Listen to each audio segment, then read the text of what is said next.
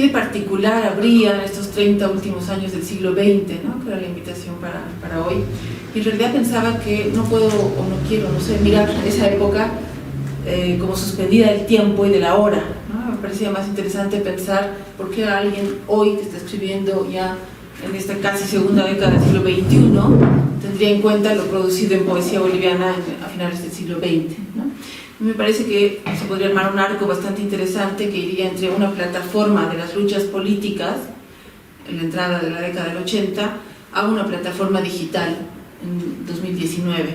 Este paso de una plataforma política donde los poetas van a tener un rol, una función social, una palabra pública, parecería encontrar su perfecto opuesto, 180 grados al otro lado, en poetas muy jóvenes, sub 30, digamos, que están escribiendo hoy y que parecen dialogar entre sí, a ratos más que con sus mayores, en plataformas más bien digitales, ¿no? El sueño que teníamos de que cuando llegara la democracia se abrieran muchas más puertas puede haber acabado en verdad en algunas trampas para la poesía, ¿no? Evidentemente hay más premios, evidentemente hay más editoriales, evidentemente el internet ha posibilitado que uno haga circular su poema sin pasar por tanto filtro de legalización o de reconocimiento, ha hecho que uno dirija su poema a una masa mucho más indistinta y no a un público necesariamente cultivado, ¿no? Lector de poesía, o si nos vamos más ochenteramente, escuchador de poesía, ¿no? Las tertulias que en los años 80 eran un lugar de encuentro para una comunidad intelectual y vital, va a derivar más bien en la década actual en una comunidad virtual que vía chat, vía Facebook, vía páginas virtuales parece leer y acceder a poesía de una manera más inmediata, mucho más despolitizada y tal vez más individual, más solitaria, aunque más comunicada y más circulada internacionalmente. Había quejado a nuestra poesía siempre un drama de insularidad, ¿no? Somos poco conocidos incluso entre un departamento y otro dentro del país y mucho más fuera del país.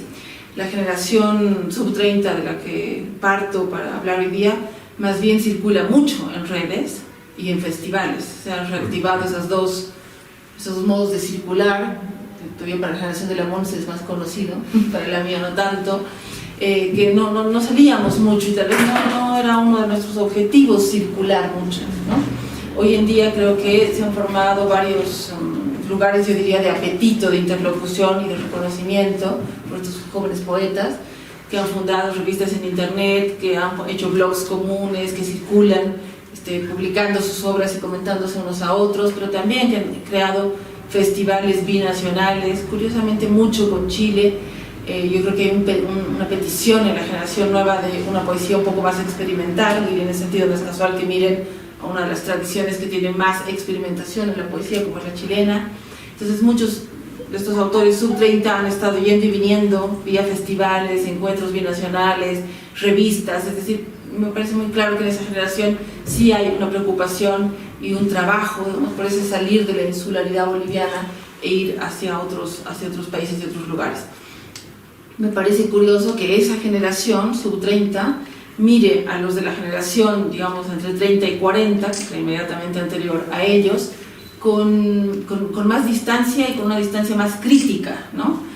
Probablemente porque están en una época de posicionarse y evidentemente el hermano que te antecede es el que más sombra te hace y probablemente haya distancia. Pienso que la generación que va de 30 a 40, voy a quemar a la Monse, a cuya generación pertenece la Monse, luego me quemo yo para pensar. Tiene que ver mucho con más bien gente que empezó a abrir evidentemente estos caminos de otra interlocución y otra poesía. Yo diría que es una generación marcada curiosamente mucho más por mujeres que por hombres, mujeres que yo creo que coquetearon también o coquetean hasta ahora en su obra, que la han continuado con mayor experimentación, con abrirse a mundos, por un lado indígenas, por otro lado más bien experimentales y lúdicos y irreverentes, etc. Y creo que es una generación que está un poquito invisibilizada porque ha quedado como entre dos, entonces a ratos se la oye fuertemente y a otros ratos se la ve un poco desdibujada. La generación a la que yo pertenezco, que es una anterior a esta, más bien ha decidido y ha acabado, yo creo que porque nos hemos dedicado a la educación, la mayor parte de ellos, formando a estas otras dos generaciones, ¿no? Y me parece en ese sentido un lujo tener como colegas a gente que uno ha visto crecer, ¿no? Y voy a hablar yo un poco maternalmente, ni modo, la edad da esos privilegios, que es más bien haberlos formado. Curiosamente pienso en los casos de Benjamín Chávez, Gabriel Chávez, la misma Paula Rodríguez, o yo, que hemos dado talleres, y que el espacio talleres se ha vuelto un eco importante. Por ese eco de talleres hay un puente entre la generación de quienes hemos empezado a publicar en los 90 con quienes están publicando ahora.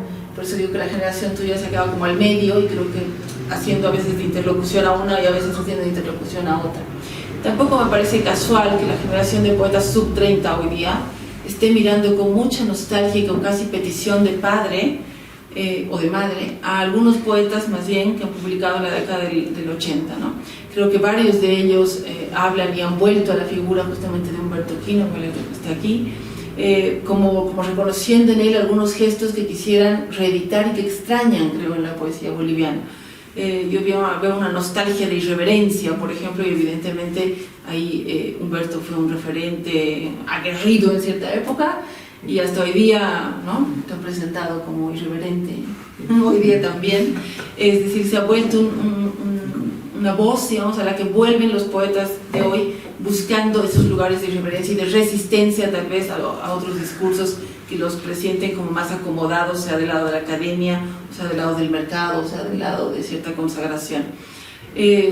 Tampoco me parece casual que otra de las voces que ha vuelto a ser un interlocutor y un referente para esta última generación sea Jaime Taborga, que es también otro raro dentro de la poesía boliviana, en la medida que plantea dos gestos que no son recurrentes en nuestra poesía, como son un erotismo celebratorio, ¿no?, y por otro lado una capacidad lúdica del lenguaje, que no es frecuente y es otra manera de romper, digamos, convenciones, que creo que es donde están apuntando los chicos de la última generación. Evidentemente hay una mirada a Eduardo Mitre, aunque más lejana, pero es una mirada, siento yo, tal vez no tanto en la obra misma como en la posibilidad de encontrar en él un referente a un poeta que ha logrado hacerse reconocer fuera, ¿no? Es decir, un poeta que ha logrado publicar en grandes editoriales, que está traducido, que circula, porque evidentemente para esta última generación parece un apremio este rompimiento de nuestra insularidad, ¿no? Y finalmente creo que vuelve con fuerza el nombre de Blanca Vitúchter.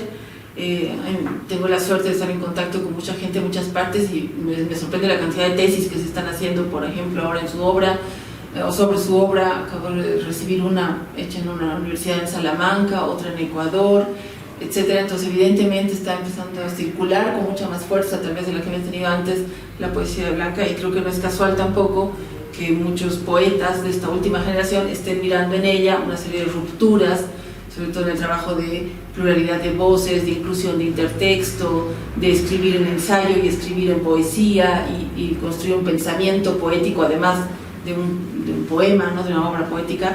Entonces a mí me parece bonito pensar estas últimas décadas que pedían nuestros organizadores del 20, a la luz de qué siento que están mirando los poetas ahora, ¿no?, hacia esas décadas.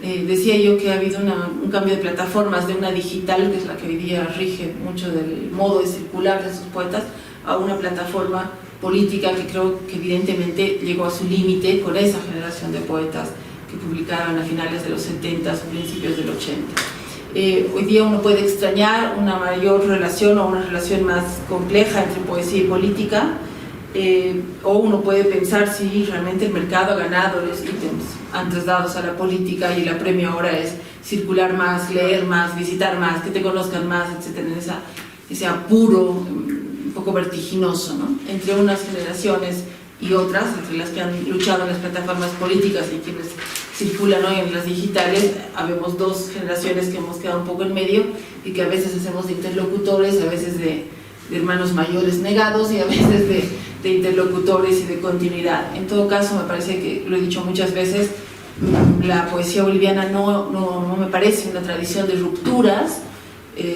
Sigo sin ver, digamos, a alguien que venga y dé una patada al tablero y lleve la poesía a otra parte. Me parece más bien que nuestra tradición es muy amable, muy flexible, va incorporando muy amablemente las nuevas voces, y aparece una cierta quietud sí siento que algunos de los poetas más jóvenes hoy día quisieran romper esa quietud. Lo veo todavía más como intención vital y de posición que como obra, pero me parece interesante pensar si somos realmente una tradición más de continuidades y de familia extendida que de rupturas o de violencias, digamos, de algún modo que rompan con algún padre o alguna madre, ¿no? Entonces quería plantear eso.